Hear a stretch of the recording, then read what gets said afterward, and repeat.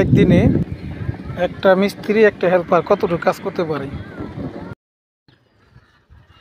এই গ্যাস পাইপটার থেট কাইটা না এখানে একটা হেল্পার লাগাই দিবে। ওই যে দেখছো না কয়েকটা লাইনে জাম সারাইছি, নিচে পাইপ নিতে ধরে থেট কেটে লাগাই দিবে। তাহলে এই জায়গায় চাবি দিলা না কিনলি গা? একটু সমস্যা হয়, সমস্যা না। তুমি কি কো আমি তো শুননে এদিকে চাবি দিলাম না, একটা জিনিস নষ্ট হলে ভিতরে একটা বাথরুমের চাবি নষ্ট হয়ে গেলে গা ছাদে কোনো বন্ধ করে কটল নষ্ট হইলে এনে উঠাচ্ছে ওই জায়গায় দাঁড়ায় আমরা বন্ধ করা পারবো তো। তারপরে কিন্তু আমার প্রত্যেকটা ফল সাথে চাবি দেওয়া আছে। তা তো দেওয়া আছে। হ্যাঁ দেওয়া আছে। এটা টাঙ্কি ওয়াশ করলে অনেক সময় চাবিটা বন্ধ করে ইঞ্জিনটা খুলে, তাই না? অনেকভাবেই কাজ করা যাবে। আর এই ছাদের মধ্যে উঠার মতো আবার সঙ্গ লাগবো, সমস্যাই। ঠিক আছে নি? ধরছে? ঠিক আছে, ঠিক আছে। নতুন পুরান মিলে কাম করবা লাগছে আমরা, তাই না? আর নিচে আলবোদের একটা মাপ লও।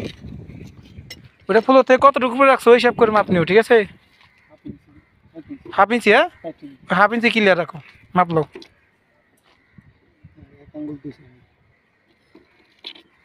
টেপ আনছো?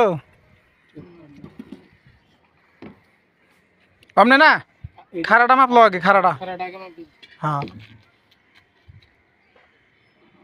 আর যেরূপ প্যাচ, হ্যাঁ ঠিক আছে। হ্যাঁ হ্যাঁ ঠিক আছে কারো।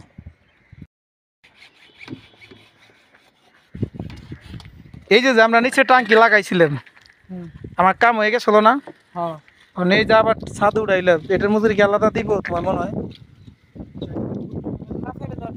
দিব না। এটা গেলে কইব কি জানো, এতটুকু কাম করছাও, এত বড় বিল্ডিং এর কাম দিলাম, এতটুকু কাম করছাও, এর আবার টাকা নেওয়া লাগেনি, কইব না? এটি একদিনে একটা মিস্ত্রি একটা হেল্পার কতটুকু কাজ করতে পারে।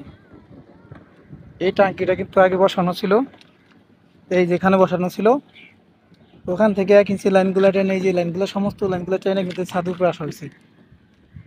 ছাদে আসানোর পরে এই যে 1টা 2টা 3টা 4টা 5টা 6টা 7টা 8টা 9টা 10টা 11টা 12টা 13টা পাইপের প্যাচ কাটা হয়েছে।